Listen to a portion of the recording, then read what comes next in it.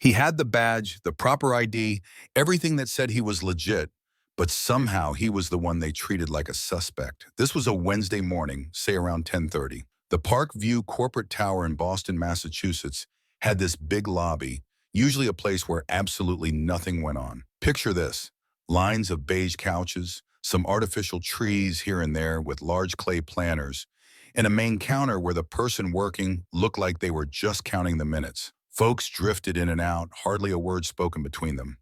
You know the vibe. Everyone kind of keeps to themselves. But this day was different. Marcus Thorne entered, moving with that calm assurance of someone who's got a clear purpose. He had on black trousers, a crisp polo shirt, and a brown leather satchel was draped over one shoulder. He stood tall, aware of his surroundings, but not in a threatening way, simply zeroed in. As he passed through the big glass doors, he gave a civil nod to the guard stationed by the counter. The guard didn't nod back. So Marcus went over to where people wait, positioning himself by a wall. He was looking at his phone, had a wireless earbud in, listening to something. Once in a while, he'd murmur something so low you couldn't catch the words.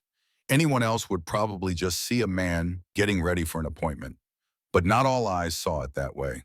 Behind the big rounded front counter, Sarah Miller, who was pretty new as an admin assistant at Quantum Solutions, was staring hard at him. She nudged the woman next to her, whispering, "Hey, recognize him?" Her coworker just looked up for a second, gave a little shrug, and got right back to her keyboard. Sarah didn't give up. Her eyes narrowed.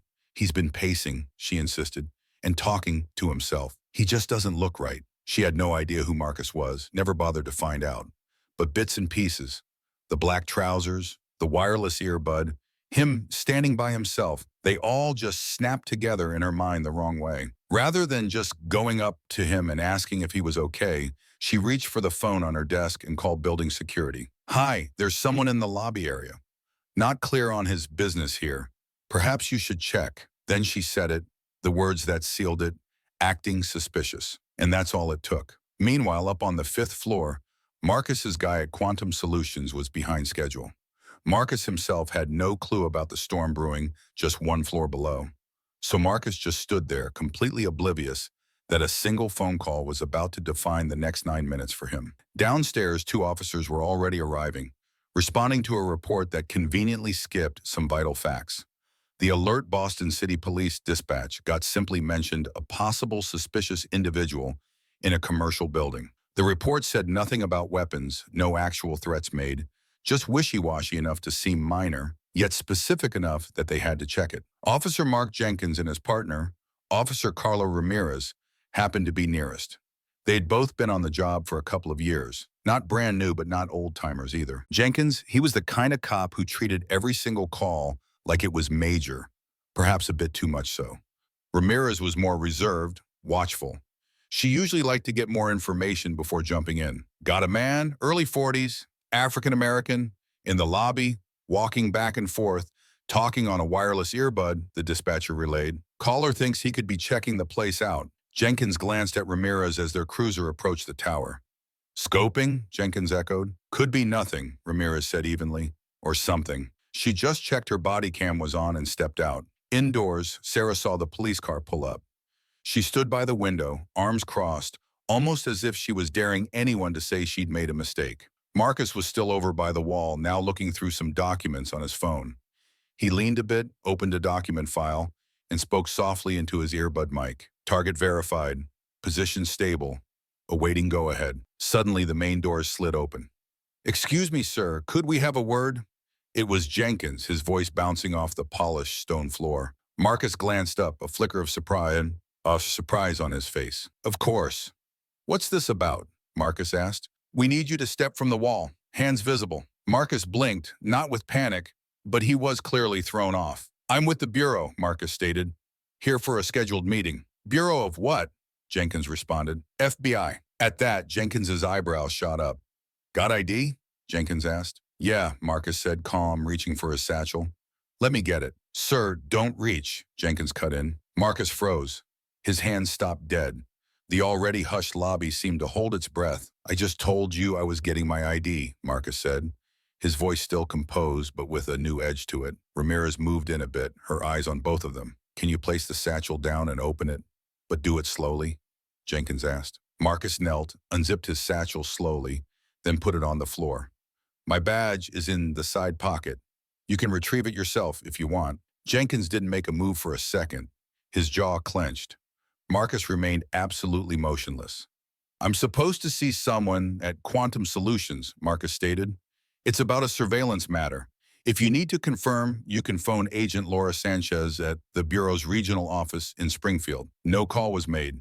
Ramirez's eyes flicked to Sarah, still standing by the reception counter. The admin stayed quiet, offering no reason for her call or what she'd seen. Sir, I need you on the floor now, hands visible, Jenkins said, his voice sharper. Marcus slowly sat down, his eyes locked on the officer the whole time. But upstairs, an elevator had just started its journey down, and the person inside was on the verge of changing the whole dynamic. Marcus remained seated on that chilly stone floor, hands flat, his brown leather satchel untouched nearby. He breathed evenly, but his eyes carefully followed every single move the officers made, where their hands drifted, how near they were, and all the things left unspoken in that charged quiet. Over by the main desk, Sarah was restless. She hadn't really known what to expect when she made the call, but this scene wasn't it. Her eyes darted from the floor to Marcus, then to the cops, and then back to the floor. You could just feel her discomfort. Her expression grew tense. Not a peep out of her. Officer Jenkins stood his ground, feet apart, his tone unwavering. Are you armed, sir? Jenkins asked. Marcus replied steadily, yes. Bureau issued Sig Sauer P3-20, concealed left hip. It's authorized. My ID is in the side compartment of my satchel, Marcus added. Jenkins didn't answer immediately. He didn't step closer either. He made no move for the identification. He just stared at Marcus, almost like he was waiting for a lie to materialize between them. Officer Ramirez edged a little towards the satchel. Marcus saw her. Left side zip, he said.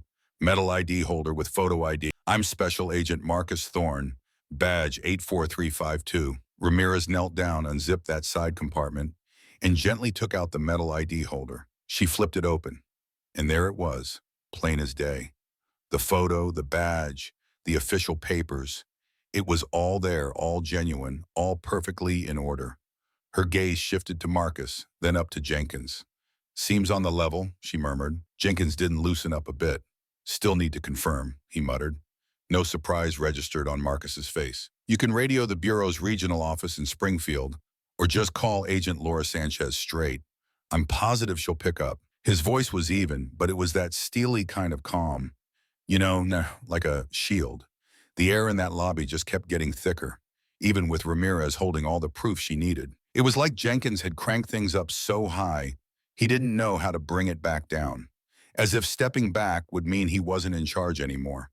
The lobby doors opened once more. 2 building security guards came in, one older, one younger. Neither spoke much. They simply took it all in. A federal agent on the ground, 2 cops looming over him, and a receptionist who looked like she'd give anything to undo her call. The older guard quietly said something to Ramirez. She gave a nod. Marcus shifted a bit. Look, I'm not trying to cause trouble. I'm not a threat, though. I'm just here working.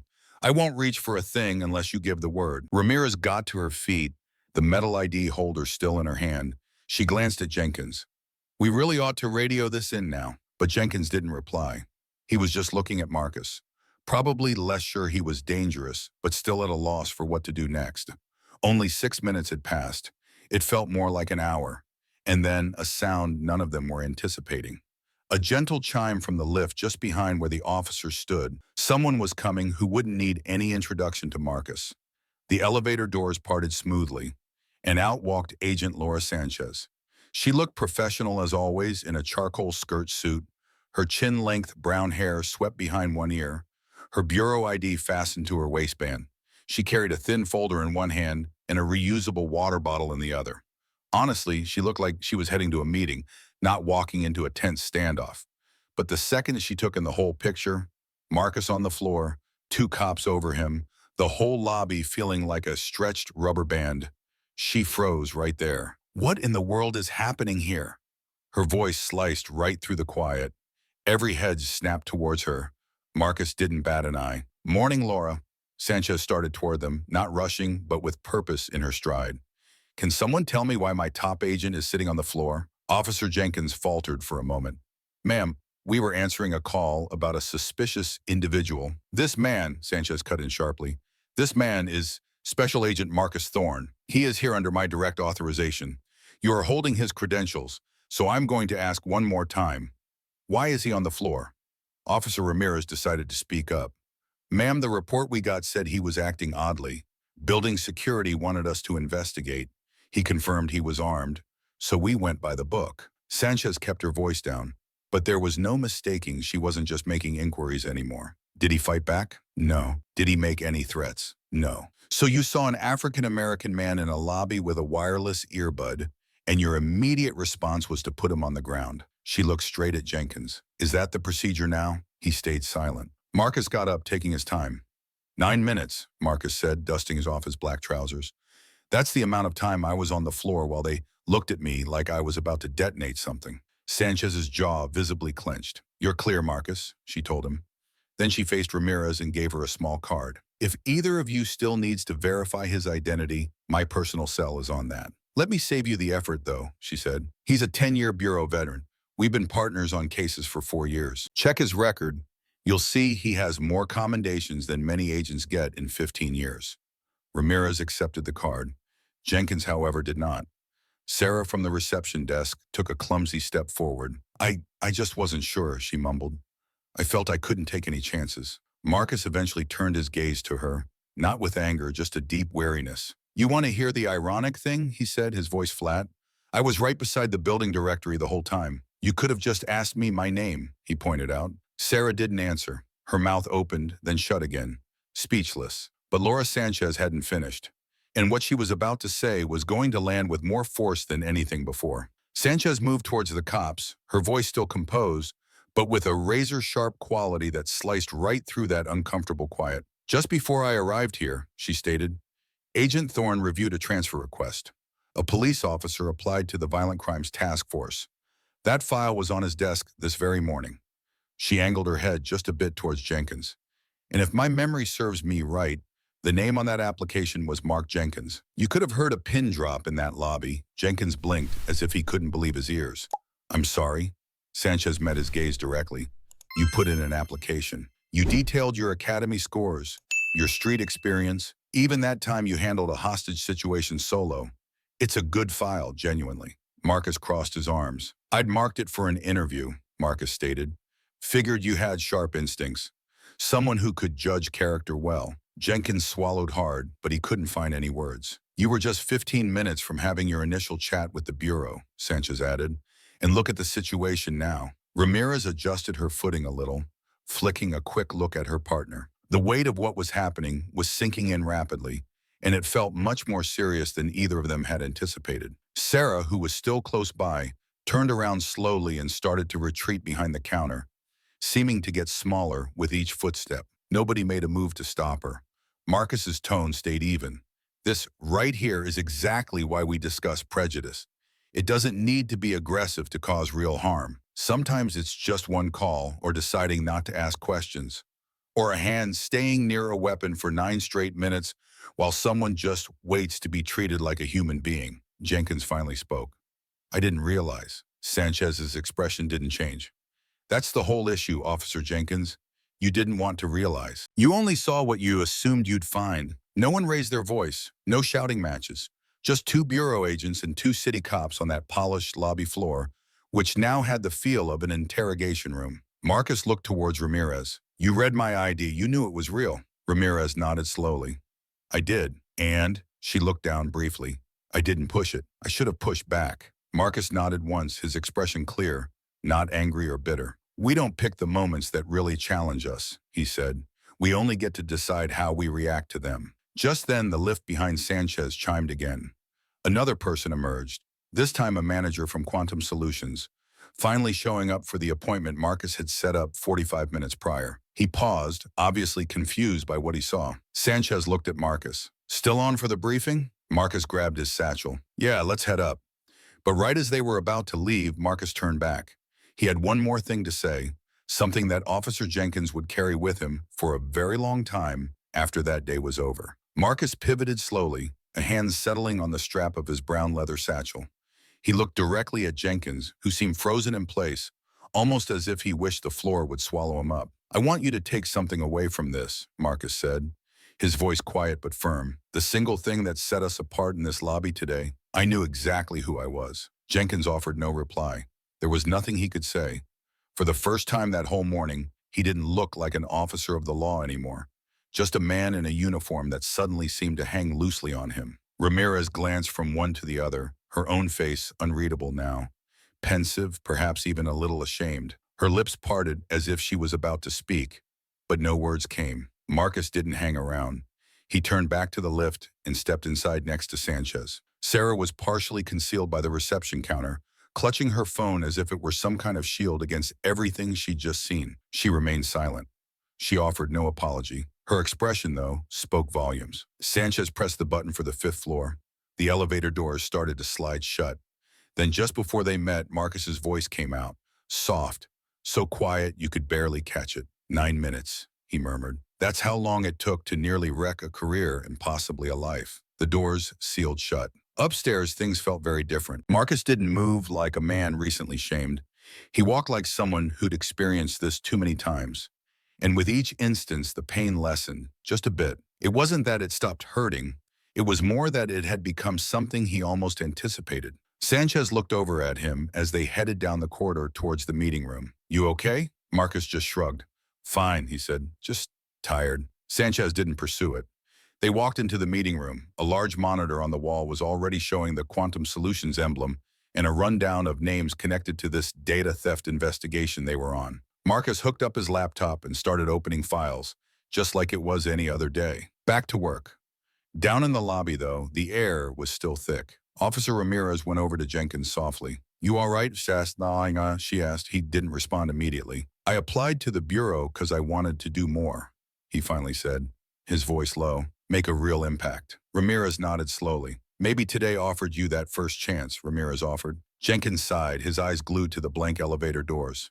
"Didn't feel that way to me." Ramirez glanced over at the main counter. Sarah was gone. Her computer monitor was still on, but the chair in front of it was vacant. "No," she replied softly, "it didn't. But maybe that can change." What Marcus didn't know, however, was that one of these officers was more than just rattled. That officer was about to choose a path that would completely change this story's end. An hour later, the upstairs meeting finished.